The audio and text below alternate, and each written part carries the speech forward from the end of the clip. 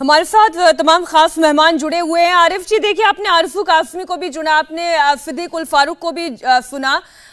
सिद्दीक जी ने तो फवाद चौधरी पर सीधा सीधा आरोप लगा दिया। उन्होंने ये कहा कि अपनी गलतियों को छिपाने के लिए वो दिन को रात और रात को दिन तक कह सकते हैं।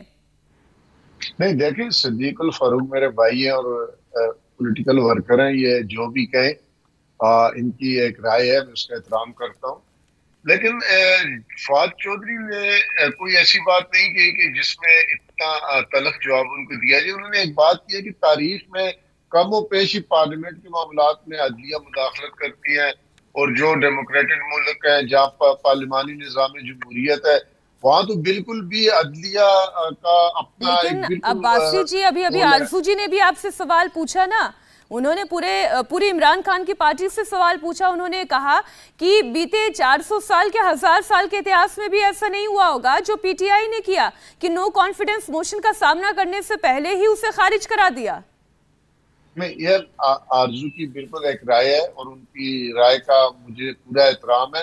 लेकिन हम ऐसा नहीं समझते। हम समझते हैं कि एक ऐसी करारदाद जिसके पीछे गैर मुल्की ताकतें, वो ताकतें जो पाकिस्तान की माशी, इक्तिसादी, खारजी, दाखिली बहुत सारी पॉलिसियों पर असल अंदाज होना चाहती थी, जो ये चाहती है कि पाकिस्तान की पार्लियामेंट उनके ताबे रहे, तो यह पूरी कौम की बहुत बड़ी इंसल्ट थी, बेइज्जती थी। उसको मद्देनजर रखती हूँ। अब इसका कानूनी तरीका क्या था, वो सही हुआ गलत हुआ, उसका फैसला तो आ जाएगा। लेकिन मैं इस हद तक बिल्कुल मुतमईन हूँ कि जो हुआ वो इस कौम के वकार में इजाफे के लिए हुआ, और जो वो ताकतें जो पिछले दहाइयों से हमारे मामलात में मुदाखलत कर रही थी, उनको एक बड़ा सॉलिड मैसेज गया कि नो, इनफ इज इनफ। तो अब हमारे मामलात में सर, इनफ इज इनफ जैसी बातें तो सुप्रीम कोर्ट के ऑब्जर्वेशन में भी मुझे समझ में आती हैं, जनरल बख्शी।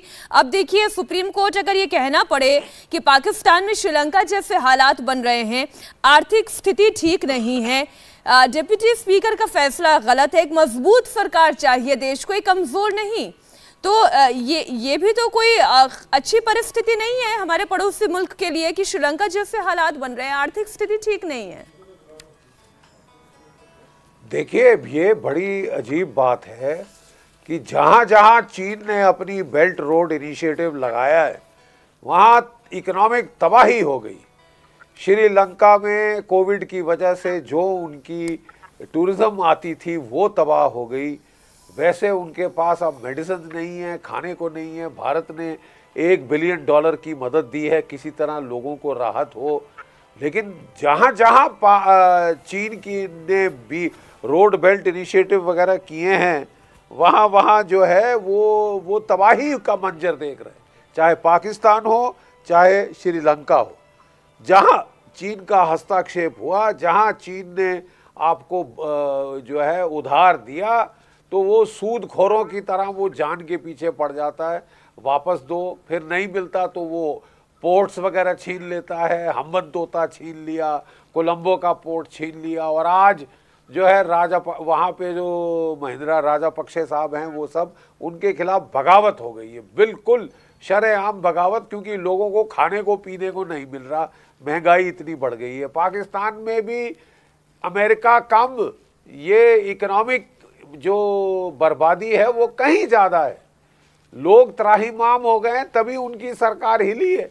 बट उन्होंने बड़ा क्लेवरली, उनकी स्ट्रेटेजी थी कि मैं डाइवर्ट करूं, मैं सियासी शहीद बनूं, मैं ब्लेज ऑफ ग्लोरी में जाऊं, कि मैं वो डेविड हूं जिसने गुलायत को टेक ऑन किया है आर्मी के, अमेरिका के, और अल्लाह मेरे साथ हैं, अल्लाह मेरे साथ हैं, मतलब आवाम मेरे साथ है, क्योंकि आवाम की आवाज़ मालिक की आवाज़ होती है।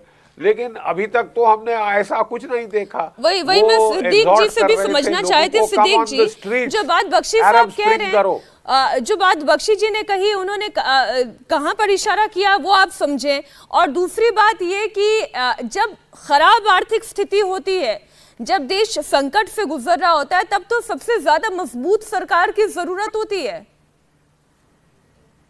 मैं पहले तो ये बात अर्ज करूंगा बख्शी जी के हवाले से कि चीन ने इमरान खान साहब के डिप्टी स्पीकर को ये तो नहीं कहा था ना कि आप ये काम करें।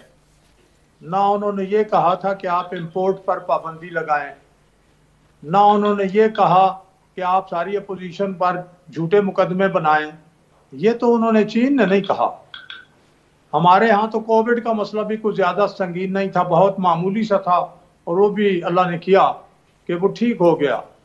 बल्कि हमारी तो हुकूमत ने, इमरान खान ने, मैंने अभी बताया ना कि 40 बिलियन रुपीस की गड़बड़ की, करप्शन की, फॉरेन असेस, बाकी पता नहीं क्या किया।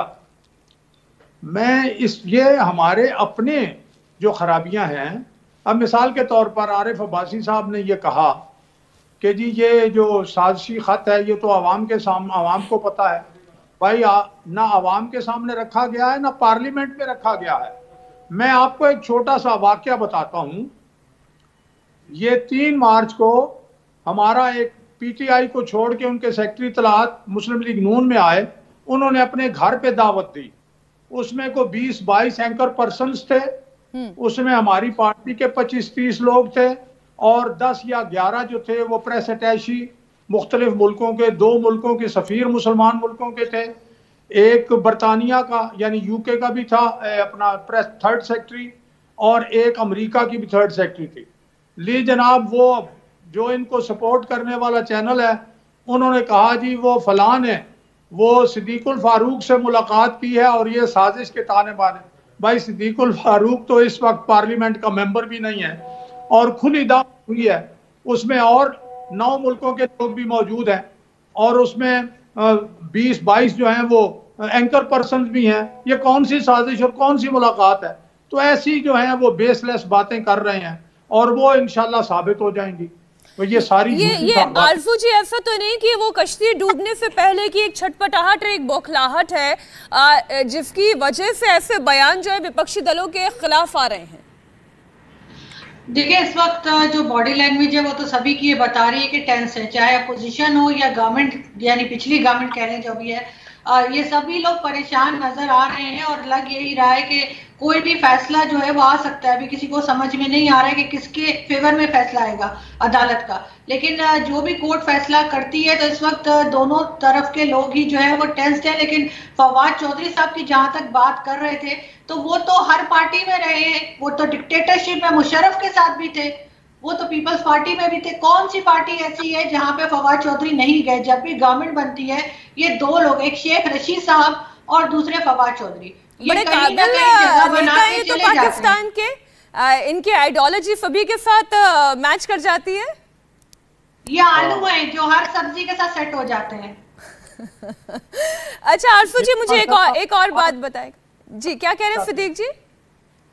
ये फुटबॉल है, हर जगह चले जाते हैं। इंडिया टीवी हर वक्त हर जगह डाउनलोड करने के लिए सर्च करें India TV news Google play store या ऐप स्टोर पर।